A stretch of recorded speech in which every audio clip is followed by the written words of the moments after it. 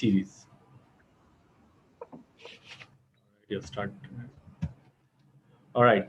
So, request your support in making the event a remarkable and memorable one by keeping your microphone on mute and video off.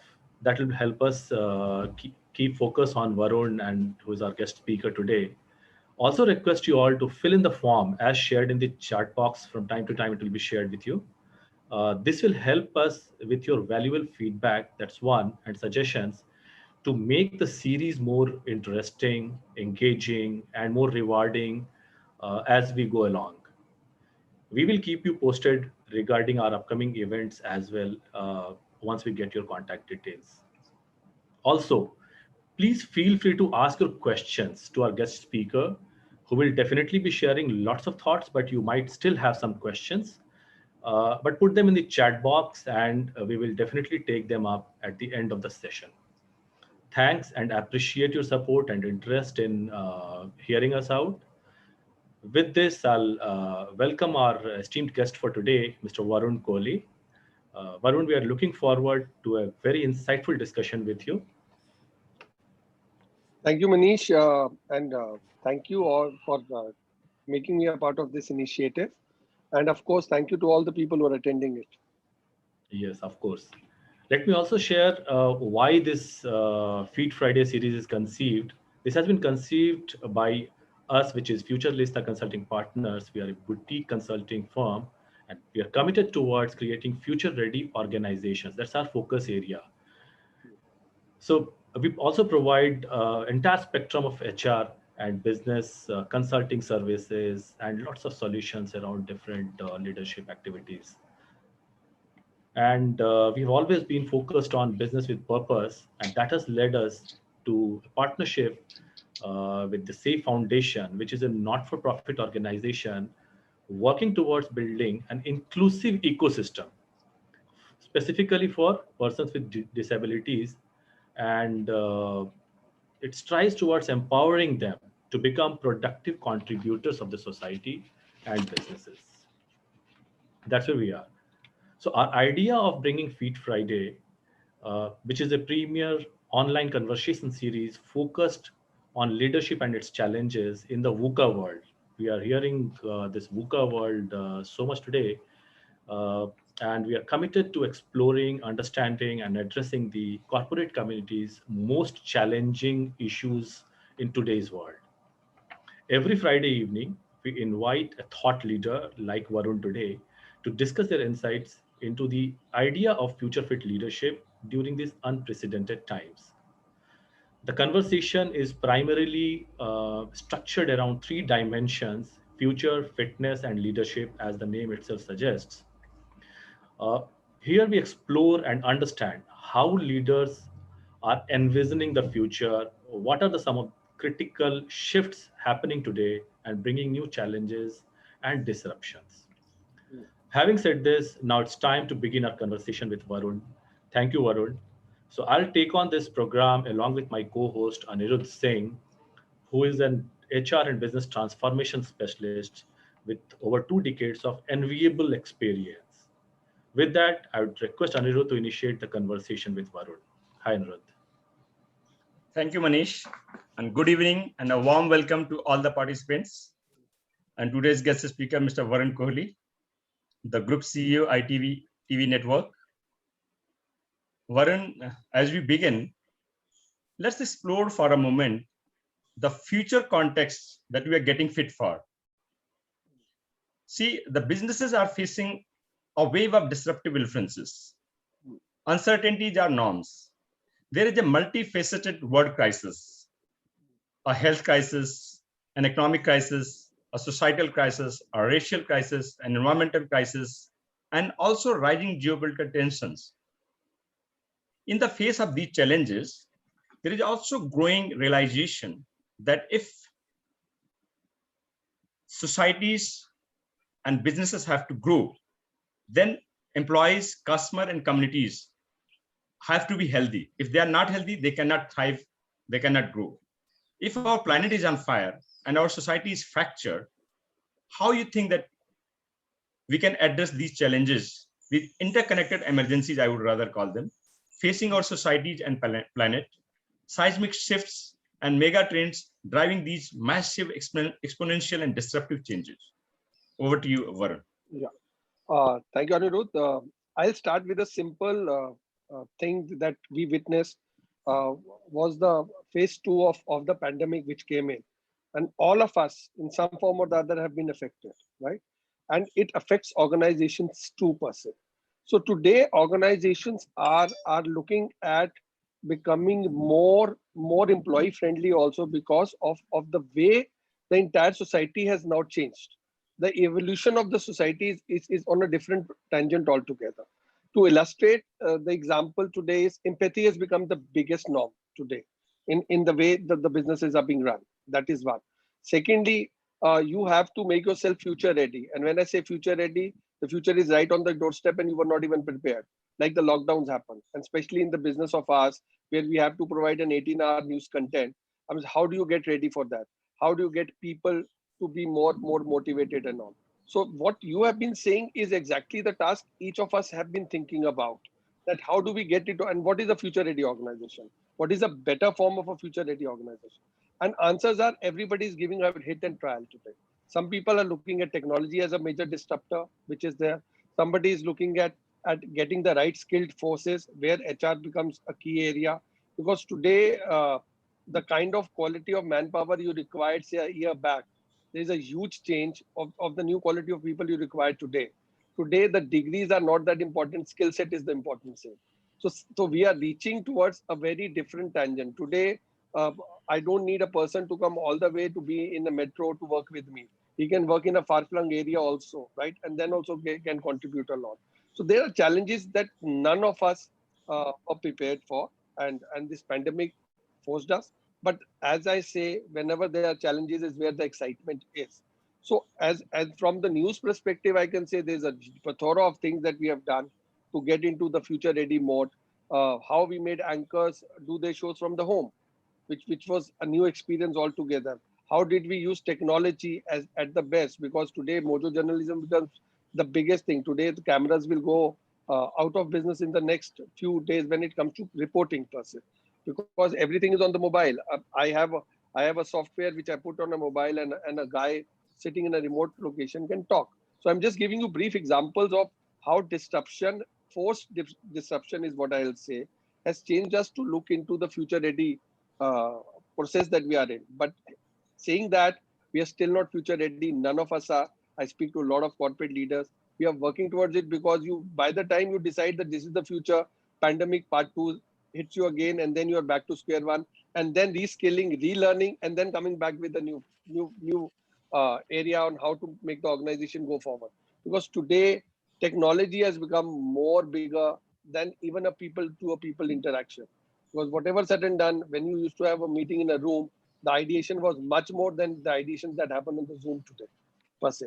So life has changed. Plus, the mental health of people, how that has gone down because of the way people have witnessed what they have witnessed, the job losses, somebody or the other losing somebody or near and dear one. So all these factors are more today. If I have to rate the number one thing that we need to do in this disruptive environment is being empathic towards people. Empathy is the key. And like I always say, in any of the places that I have gone, the governments might have failed us. Insaniyat kept us alive. So we need to, that is the key word for me as far as I as a leader like to preach and practice. Because today holding hands with each other, even the unknowns, is the most important thing. Yeah. So yeah, so fantastic, Varun. So what I heard from you is, just to summarize it, that now the people are being hired for skills, not for their academic qualifications. Also, the reskilling, relearning, and unlearning is the thing. And whatever you predict, but you can never predict what's next going to happen. So Varun, if you look at, one of the biggest challenge for leaders historically has been their ability to predict change. Now this itself has been challenged. So the pace of change now the pace of change in the business world today is greater than our ability to cope with it. In a world that is described as VUCA, Are you called tuna? Volatile, uncertain, complex, and ambiguous. Or you call it tuna, turbulent, uncertain, novel, and ambiguous. There are major shifts, as you are telling me, that demands a new mindset of leadership. Yes.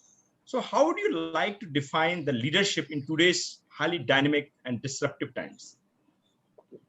So I believe leader is not about being on a certain designation. Leadership is identifying leaders right down the line who can create new ideation which you have not even thought about. One mind, two minds, four minds cannot think as a small guy can. And to illustrate an example, in the digital side of us, the youngsters, the way they are providing us ideation, none of us could even think of, because they are born in an era where Google was there. We were born in an era where it was 2836 and 386 computers. So things are changing. So if you're talking of to me in my scheme of things, right now the most important thing is securing people in the mind. The biggest problem is that mindset is the problem. That is where HR functions become the most crucial one today. Because if people don't have the right thing to think about, then no organization whatsoever will grow. And I have seen a lot of organizations going down the last 2 years because they have not given the culture of security. They have not given the culture of being sense of belongingness. That is the need. That old school of thought is now coming as reality today. And as HR leader that you have been practicing across, you would have seen how people have come with some problem or the other, and you have to listen to them with a very empathic way. See, businesses are a small part of the society. So what society is going through is what business will go through, right? So whatever fundamentals we have of Philip Kotler's that we have learned all our lives have no meaning today. Meaning is of coming together, seeing how we can thrive together and survive together. That sense of belongingness that I've been keen on saying is increasing now. No individual on its own, irrespective of how great the leader is, can drive the organization. It is a collection of all leaders coming together, big or small, right, on making the organization grow. So you have to reskill, relearn, adjust, adapt, and then come back again and relook at how to start the business again. So for me, the last 2 years has been every year we have restarted the business. We have forgotten what we had done earlier. We wanted to do something very different. And trust me, it has worked. And a simple example, which will make you understand, is that OTT is one platform which was staring at our eye before the pandemic. Pandemic happened, people had nothing to do. OTT grew like anything. While we were in news came back to business, but OTT overgrew. Now, what did we do? We tied up with OTT players where our content was there and we monetized it. That is one which some leader sitting in my organization who envisaged this, who understood that this is a new vertical that we need to work on. And today, trust me, OTT platforms are hunger for content, and they're coming to us. And we also get to know how our content is good or bad, because the number of hits they get tells us whether the content is worth it or not. So I'm saying 2 years back, we would have thought, yes, OTT is fine. We would have not seen it as something which can complement my business. Today, it's becoming a great reach medium. And in times to come, I believe it will become a bigger reach medium than even the digital medium that is the traditional digital medium for us. Yeah. So yeah, absolutely. So leadership is not about the position, but it is about the ideas. It's about envisioning. And also the leadership is not individualistic approach anymore, but it is about distributed leadership, leaders and all over the organization. Yeah. And so it is all about, getting an idea. And also what I heard from you, which is really exciting, that you have to be constantly in startup mode. Yes. You cannot be successful by applying the same rule which you were applying the last year. Yes. It's a constantly you have to remain in the startup mode. So right. And the sense of belongingness, coming together, and collaboration become very, very important in this VUCA world. These are the things, at least I'm taking it from you, and I was noting it down. Manish is waiting to interact with you. Manish, over to you. Oh, fantastic. So engrossed into hearing you out, Varun. And of course, technology has definitely taken over a lot many things that we could have even imagined a couple of years back. And it's changing so fast. The new era of technologies, and it has actually revolutionized the way of doing business. So sales has become completely virtually almost contactless, moving to online platforms. Services like fitting rooms have become electronic. As far as the retail is concerned, the digital OTT platforms, as you rightly said, has taken over, literally taken over. Print has gone, I don't know where, even the television media. Right. The change is clearly visible across industries, including information, news, and broadcasting, which you belong to, of course. So, how do you like to define the future skill sets? That's very important. The future skill sets and toolkits is, if there is any, for leaders to strike the right balance in a landscape where technology intersperses with the consumer needs and preferences. It has become more important than anything else. To model a better collaboration of human and technology, is Yeah. there a right chord that we can strike? Okay.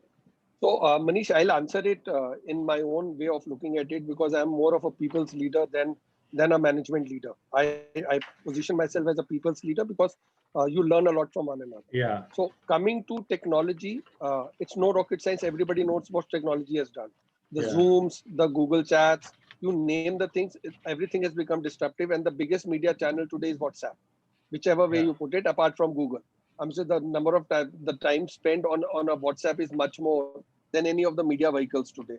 So today, media is not just named to a channels or a broadcast or not. Media is everything that we consume, whether we are consuming through friends, whether we are consuming through our mobile sets, and mobile sets have become the biggest thing for everybody. And that is where OTT did very well. That on any consumption, they have four people who can log in with the same money.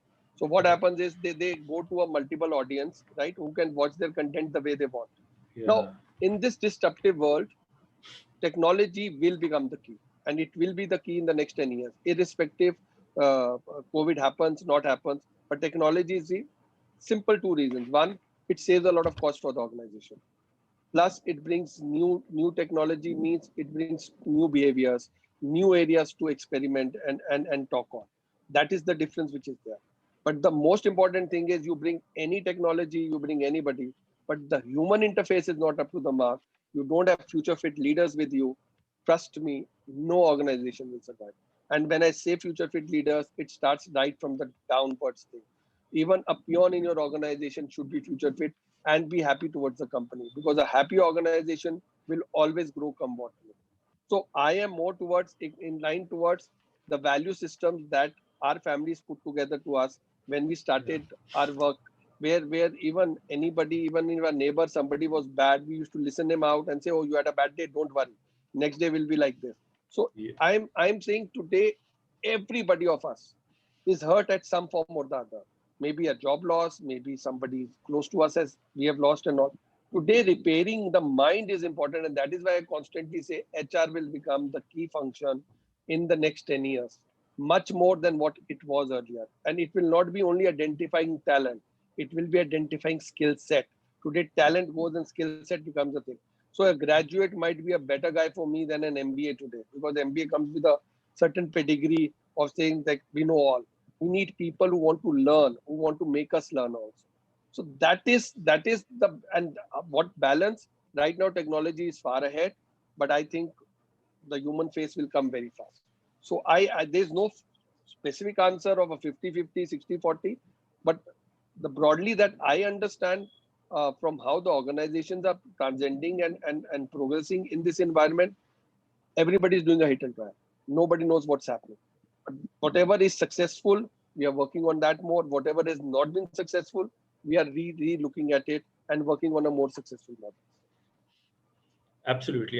The idea is to have the right kind of balance, as you rightly mentioned, and to have that, the human has to be treated as human being rather than human capital or resource. Right, of course. And technology, of course, we have to use it, but we don't have to become slaves of it, as you rightly said. So, of course, with so much technology and exposure around us, even with smaller kids, the importance of driving the core beliefs and values required in today's times have become much higher than ever before. We have never seen times like these. So how do you like to define the importance of trust and reliability of information, which is flooded on all platforms, accessible to anybody and everybody? So how do you think this impacts the innocent minds? People with less information, less knowledge, less backup to understand and process that better. And as a leader, what is your approach for winning ways of co-creating a better and more sustainable future with technology still be there? So, so I'll answer the first question first to you. Yeah, Uh, when we are talking of people and innocent minds being impacted, that is a fact. Today, you have any video which was done 10 years back, you put it on viral, it goes viral. You don't know whether to believe or not to believe. That is where authentic news has come back to force, and that is where people like us, honestly, to be in this negative environment, have got a very positive feedback. People come back to television. They want yeah, to see whether the news is right or not. And yeah, I'll give you a small example. A very big MDH owner, Masheji, yeah, uh, while he's expired now, first pandemic, there was a news that he's gone. And 12 o'clock at night, the news started coming in, and I got at least 10 calls just to confirm whether it is true or not. And by that time, all the digital was flooded that he's gone, and everybody was giving their speeches towards it and all that. When we checked, it was not true. Trust me, on television, we had to run a ticker for him saying that he's very much fine. And so that is the area we are living. There's so much of nuisance, there's so much of noise, there's so much of fake media. That is where government is also wanting to step in on creating laws. But today also still, the laws on the digital island is not up to the mark. So hopefully we see that coming in times to come. But for the young minds, I preferably believe go from a reliable source. So if it is a good organization who has a complete area where they have been providing credible information, believe that. Don't believe on any chats or any WhatsApp that comes your way. That was one. Now coming to your technology question, technology will be the disruptor for lifelong now, because it helps costs. That is one. It brings in new thinking. It brings in new ideologies. But in my business, which I come from, skills are more important, because if content is not there, how much I might push you to come and see. If my content is not up to the mark, you will not come back again. yeah. So for us, skill sets will be much more. Technology will always be there, and technology is something which is for everybody. How you are differentiating will be the skill sets of the employees that will be there with you. So we are re-looking at it. I'll give you a small, the young kids who are coming in. I'm sure we are appalled with the kind of traction they get with no names. So that traditional forms that some names sell and others don't sell has gone, and it's beating the dust. Today the young kids are doing far better. So for me, 60% will be skill sets and 40% will be technology. Very, very interesting thoughts, Varun. And of course, as you rightly mentioned, go back and check the official media rather than trusting just the any kind of random postings on WhatsApp or even Facebook for that matter. It has become a kind of habit to all the people who are generally free and want to share something just for the sake of it. And the consumers are not even consumers, as in the knowledge consumers, are not even thinking twice before taking it as a truth. Manish, I just wanted to add something. Yeah, Today, please. in the various groups that I am in, right, I am seeing that change in the consumer also. Today, any news comes, they will either talk to me or any of our media friends and say, please check whether it is true. Yeah, So yeah, that awareness has started coming, because today our mindsets have gone down. I mean, none of us were in that healthy state of mind that we are, at least now. 1 month back, we were gone with the kind of yeah, environment and the huge circumstances in which we all were dealing with day in and day out, right? So now a absolutely. lot of people come and tell me that media is responsible, that they are not putting forward things, and this is one thing which is very close to my heart. If media would have not taken up the oxygen crisis, do you think the oxygen crisis would have got over? If media would have not told that actually the cases are far more than what is being reported, would the government of the land notice? So we are people say negative, but if the environment is negative, we are a byproduct of that. I can't show that everybody is fine, everybody is enjoying, and here everybody is dying in the hospital. So Yeah, I'm yeah, saying, I mean, we are always in the cross purpose. So likewise, as what you said, skill set will become the key. You have to understand the mood of the person. You have to understand what needs to be served. If we don't know that, I'm telling you, no organization who will not change will exist in the next 2 years. Absolutely, absolutely. Future focus is something that has become much more important than ever. And as you rightly said, validation. Validation is very, very important for anything and everything that comes our way. Request everyone to please keep your microphones on mute. So great, fantastic. Thank you so much, Varun, for sharing so much in so little time. And I guess all the audience have been so engrossed that they forgot to ask questions. I guess they got all the answers. The other way would be probably they're not listening as much on a humor side.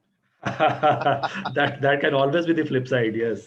But looking at the way they were engrossed into it, of course, and of course, I can share my views. It has been really, really insightful having you with us, sharing your ideas, sharing your views on future and focus on leadership.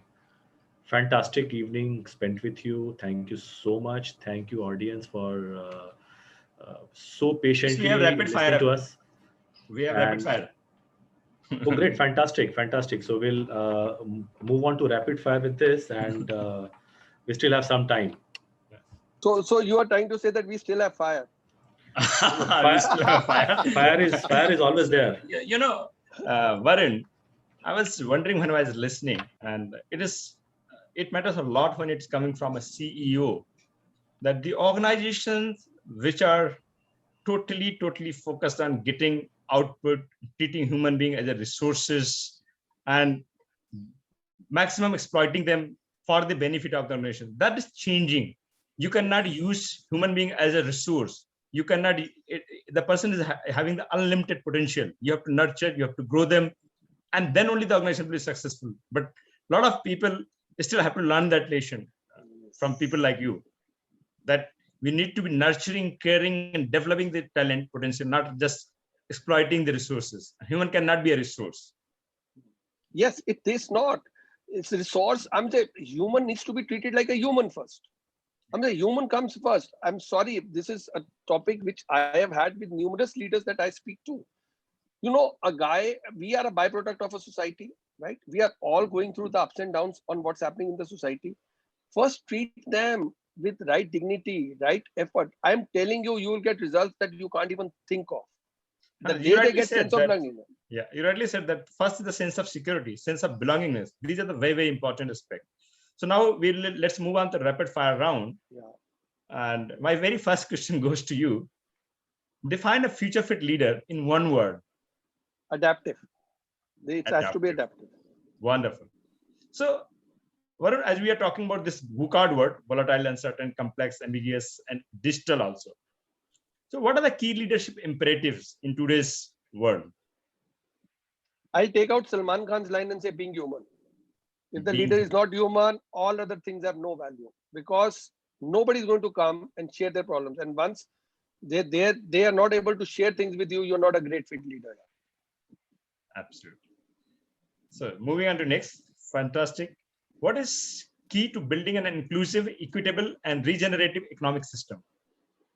That will happen. See, with technology coming in and people can work from remote areas, the businesses have to also become responsible towards the neglected areas, if I have to put it. You have to bring in the entire society change. Today, we need to build a world that we can dream of, right? So in my view, I feel a certain part with CSR and all, people are doing a lot of stuff, but I feel we should get a lot of people in the mainstream who are not as fortunate as we are right now. So Varun, if you look at, you have raised this question, and PWDs especially, if I look at it, these people have got a lot of really specific heightened senses in certain areas. We still look at them as with sympathy, though we all will go kind of disability over a period of time. Yeah, we are with specs, because we have certain disability. So, right. So rather than using this untapped resource, people are more looking at them as like misplaced sympathy, I would call rather, empathetic actions. So yeah, absolutely right. But we have a special bulletin every day on specially labeled people, only Wow. for them. Wow. So Wow. so that is the need of the, and we have to understand we are as good as the society is. If we don't make our society good, then don't blame anybody else except you. Yeah. So Varun, we are looking a documentary on SAY Foundation, which is working on this complete. Yeah. So what is what is crucial for being to becoming? For me, it will be understanding. If I have to put it in one word, it will be empathy. You need to get more empathic, and becoming is more in being is what the society makes you to. Becoming is what you can become on your own. So you have to become a better human to understand what's happening around you, because today the times are very different from what it was 2 years back. Empathy. Wow, absolutely. So how do you define importance of values like humility? You have said many times, humility and empathy for future fit leader. 100%. If they are not, they're not leaders. Okay. Define new age skill set needed for a leader to survive and thrive beyond COVID-19. Unlearn, relearn, reskill. Wow. Unlearn, relearn, and reskill. Yeah, your self life of any skill is very short now. No, we have to forget. I'm saying what skill sets I used to have 2 years back. I've forgotten that. I told you an example of OTT, which was very clear. I'm saying my marketing head explained me what OTT can do, and a lot of people in our rooms were not even interested to hear. And today it's become one of the biggest streams for us in terms of getting eyeballs. In fact, when we started our career, if you have gone to one stream, you will spend entire life doing the same thing over a period of time. You may grow or whatever, but now you have to keep learning to stay relevant. Yeah, I agree with you. I very much agree. But what is happening in leadership is talking on good jargons is not leadership. Leadership is creating leaders right down the line. I'm not talking middle level, right down the line, and you should have a succession planning in place. That is what gives a lot of authorities to people to work and perform. Yeah. So share your views on systems leadership. See, that is the need of now. You have caught me on the right thing. Systems leadership is the future. People have to work towards system, and I can see a lot of organizations working towards it, not in a very fast pace, but at a pace. Systems leadership is the norm now.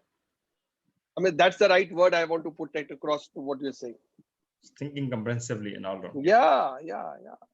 You can't work in isolation. You have to talk comprehensively. A leadership approach that puts purpose and people at the heart of business. Your views in brief. This is what is very close to my heart. I mean, my major fights with my stakeholders are on this. I mean, we have to treat humans as humans first. I can assure you, even a peon in your office, if you put a hand on his shoulder and say, "I'm there for you," right? His productivity grows up by at least 30%. We have done a survey internally. It works. Yeah. A smile. See, I give you a small example, and which I share in a lot of things without getting biased. You go to a Japanese company and you go to a Korean company. The difference you find is Japanese company, you see people smiling.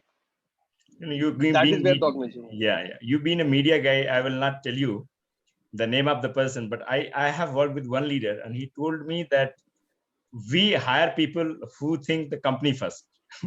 Can you imagine? See, when the company will not exist, where will be the first coming from? It is individual. See, what is happening is the entire paradigm has shifted. Anirudh, you know it. I'm saying we have all faced a lot. We were not prepared for all this. We were not prepared to sit. I've been telling people in humor, the maximum business is for lawyers who have to file divorce cases because you have not sat with your better half so much as you have done in the pandemic 1 and pandemic 2.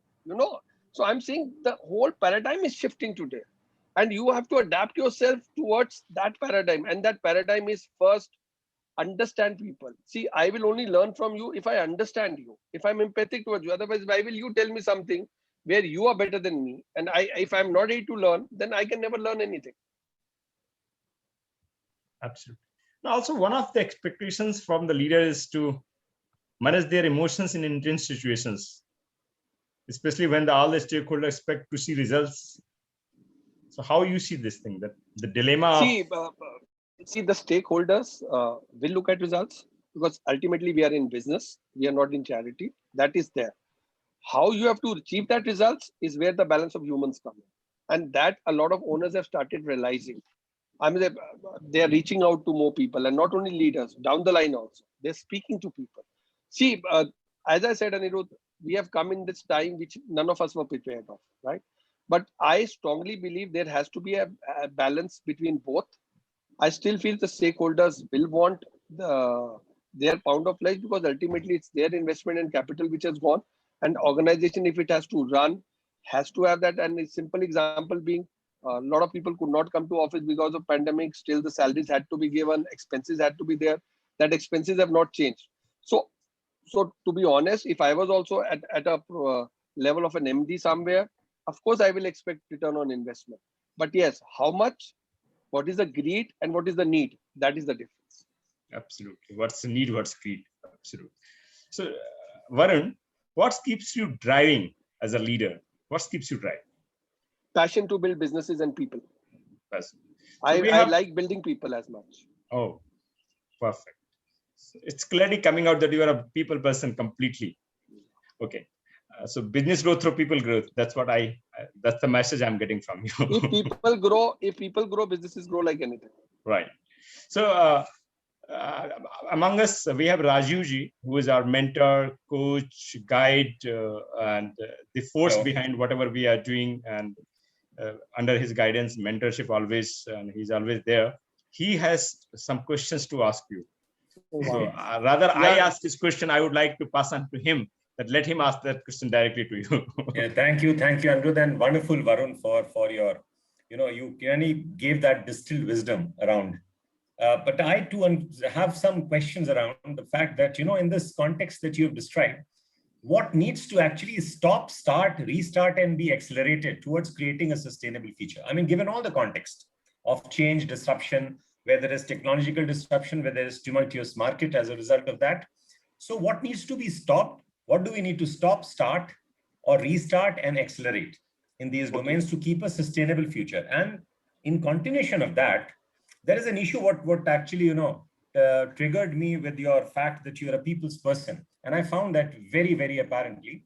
See, this is an age of disruptive technology with turbulence in business models. Products, you can say, practices, innovation, and design thinking is to be used to the hilt if you have to stay ahead. Sure. Now, this happens in an ecosystem where there is democratized decision-making and empowerment, as you say, as also the freedom to fail. Yeah. Now, how do you think leaders like you could create a culture in an organization which facilitates innovation and design? So in this context, what do we need to kind of, again, start, restart, and accelerate to the extent that, we can still be sustainable? So first, we have to forget what we have learned in life. We have to relook at it. You mean to say totally, or maybe yes, no, you not can still totally. get the benefit of it. You need not be burdened by it.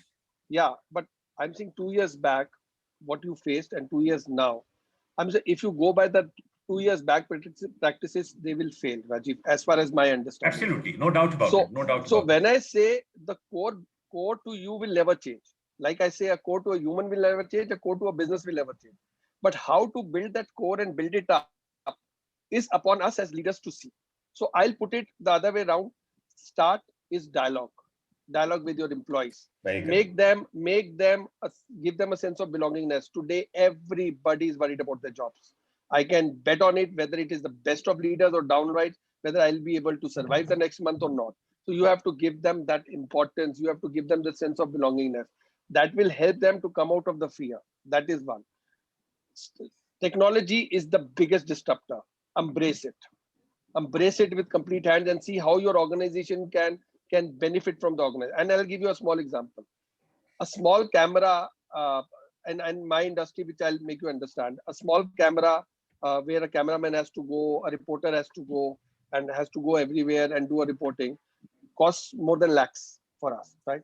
Today, from a mobile phone, I can directly go and shoot and directly come on air.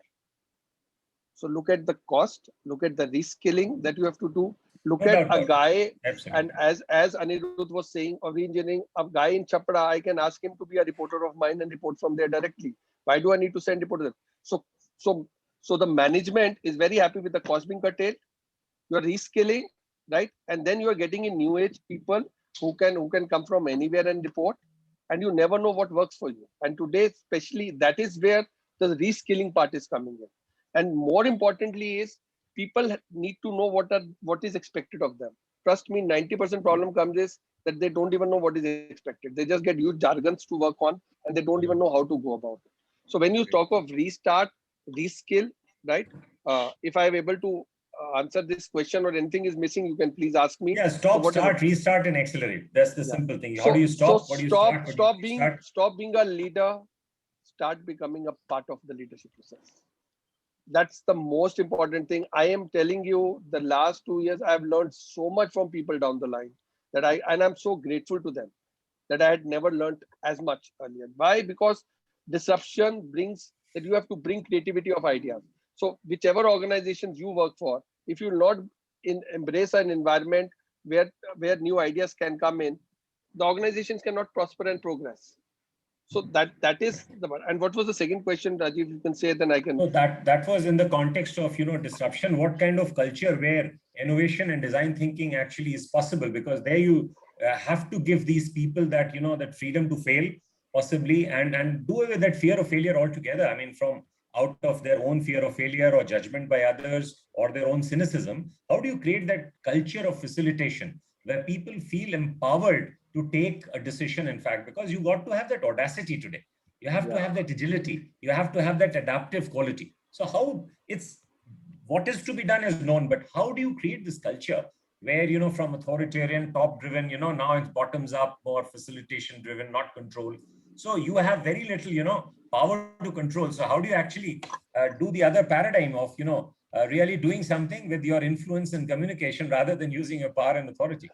I love this. You're telling leaders to unlearn and not be as leaders and create more leaders. And that's the need of the hour. You have actually answered a lot of what you have been asking me from the question itself. See, disruption will happen, technologies will happen. You can't change that, and you need that. You need them because it helps your businesses to grow and grow at a faster pace. So you can't change that to a large extent. Today, I can do a debate on a Zoom also, which was not the case earlier, on a television with the right technology. 3 years back, we didn't have that technology, to be honest. Yeah, From and the mobile sets are so good. Today, I can be on my channel on the mobile set, sitting at home and doing a reporting, and nobody will even come to know how we are doing it yeah, and how it is being done. absolutely. Coming to you, I 100% agree that the entire responsibility lies on top leadership. If they are willing to give that hand to the people down the line and say, hey, go fail, no problem, but at least try. If you don't try, then I have a problem with you. I think 80% still it's not been done, but it will be forced on organizations to do. Otherwise, trust me, I am seeing a lot of organizations in the media world, like print, they have not been able to adapt themselves to the new age thing. If they don't, then they'll be out of business. So I mean, either you adapt or you get out of business. So what you are saying is the need of the hour. You have to make people responsible at the same time, give them the freedom to perform. Unfortunately, in my dream of things, it is there, but it is not as much. But I'm seeing a drastic change in leaders also, because everybody is dependent on each other for the performance of the organization. So you have Yeah. to calculate, and that is where an HR role will become critical. And that is why I've been constantly saying people, human, HR. This will be the next 5 years most important thing Absolutely. for There's no any doubt leader. about it. In fact, Which because earlier, yeah, technology has a short window, that's fine. yeah, But that window, shelf life of an idea is even shorter. So yeah. you have to value humans now more than technology, because technology has reached a plateau. I mean, it can be available off the shelf, but what's not available off the shelf are Yeah. people with that caliber. I'll explain you an example to elaborate. I'll not take names, because a young kid's idea gave that organization much more than the biggest established name of the media industry could do. There's no doubt about it. And it was all about an idea, shaped in well, and reaching out. And it was how good was कि ATM से आप कितना withdraw कर सकते हो. Small idea, need of the hour, pandemic में कितना जा सकते हो नहीं जा सकते, wonders than what a primetime anchor who thought that he's God's gift to mankind could have done, and in a different organization. That I'm not my organization, but so I'm saying, paisa idea ka hi hai, sir. To be honest, your money should be on the idea, and you have to inculcate that value system in the organization where people should come and give ideas, irrespective a good, bad, or a stupid idea. You never know what clicks. In fact, there's nothing called a stupid idea. The context is that, especially in the field of creative field like yours, there is nothing called a stupid idea. I mean, idea is an idea. That's all. I mean, very stupid ideas have become very profound as things. No, what happens is, I'm saying, Rajiv, from a context of a guy giving an idea, oh, whether I'll be a stupid, whether I will be treated something, what that fear. So I'm saying, fear of judgment. Give idea, whether you think it's the most stupid idea, give it. It might become the biggest idea. Paisa idea ka hai, boss. There are a lot of other questions. Manish is waiting with questions. That's right. No. These are important things, and in the process, Varun has already answered some of the questions that audience. Thank you, Varun. That's very profound. That's good. Thank you. Thank you, Rajiv ji. My pleasure. Right. So, though lots of questions you have already answered in the discussion, still I'll ask a couple of them. Like one important question, though you have covered that, how a leader can manage a team remotely, a team working remotely in the current scenario? Trust. Both ways. Fantastic. There's no other way. There's no other. You have to trust the other person. The other person needs to trust you. So nothing works without trust in today's world. Absolutely. Still, you'll have to have some measurables, but trust is the primary driver. Measurables are there. But how to make that measurable work for both the people is important. But if there's no trust, then a person can say anything to you from a remote area, and you can't have a big boss camera everywhere where you know what he's doing 24 hours. That's impossible. Absolutely. It's just not possible to micromanage anything without trust. Yes, I agree. Another question from Pooja Sharma is how powerful the media is in forming public opinion, especially during these tumultuous times. Our study says that yes, it's the most powerful. Public opinions are formed by media. That is why I say go to a trusted source. If you go to a trusted source, you'll be able to form opinion. Likewise, a small thing. I mean, some interview of somebody at 2014 was circulated in 2020. I can't name the details because of the nature of our business. And people thought it is right now, this thing, and the video was found to be 2014. And Pooja Sharma is the same girl who did that OTT thing to me. She gave me the idea and I'm very thankful to her for that. Fantastic. So how do you define the key changes in media which have completely revolutionary? Yeah, see, technology is one, right? More than that, media is now getting towards the positive side. It is not just breaking news now. The breaking news is left to few channels. Now people are more on content. Content has become the king. And when I say content, people used to say content in meetings, but no content was made. Today, there are great content, especially on the news space that I see. People are doing a lot of research subjects. People are doing a lot of documentaries also, which was not the case earlier. So we do something with Balapura Foundation, right, for cancer victims and all. We have been doing that, and we populate it to the hilt to help the society in large. So today, it's a mix of both, if I have to put it. Great. So another question, I can't see the name, but how do you handle conflict, especially when you are such an energetic person? Does it really affect you? It does. If the energies are low around, it bogs me down. I'm not a person who can, but that is what change is all about. This 2 years has taught me to be more patient. Patient, that everything is not in your hands. Exactly. So that is what a pandemic like this does. I mean, none of us have any control on situations outside. Fantastic. So that's how you maneuver through all these situations, right? And plus your faith in whatever you have faith on, right? Yeah. I'm saying today I know for sure people's faith in any faith forms that they practice has gone up 10 notches up. That was not the case earlier. So what is happening is meditations, yogas, and all, you name the things. I mean, they are all in business by leaps and bounds because people have started understanding that health first and then everything else. Absolutely.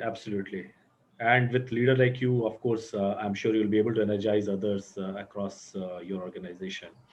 So, what is the most difficult part of being a leader? Is the question asked by Charu. By not being either too emotional or not being too professional. There has to be a midway. Being too emotional, you'll be taken for a ride. Being too professional, you'll not be able to help people who come to you.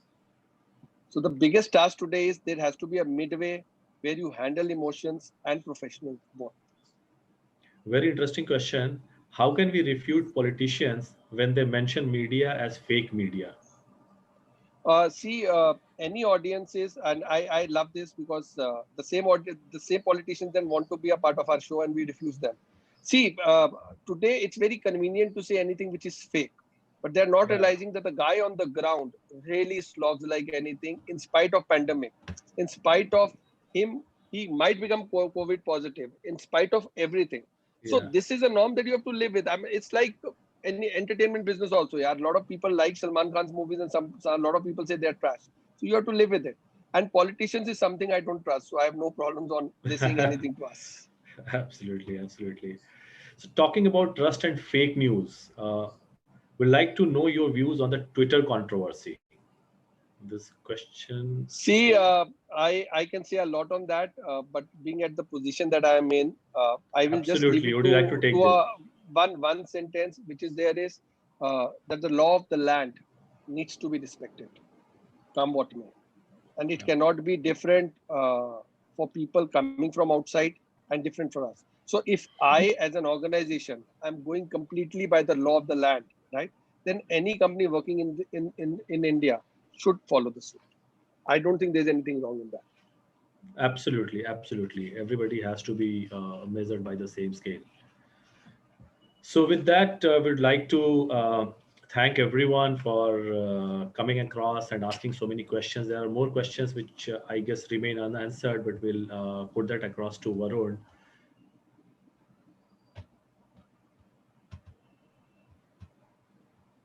All right, my screen went off, sorry.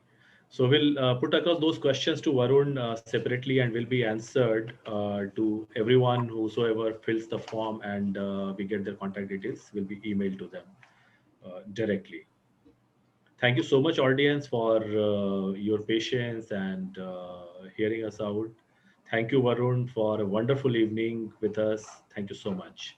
Thanks, Thank you, Rajiv ji. Isman Mandan. Thanks, Rajiv ji. No, thank you, Varun. Thank you, Varun, very Rajiv, much. thank you to all the participants. It's been very nice talking to you. I'll catch up with you, Rajiv ji, for sure. Yeah, on all the things that there's a lot to learn from you.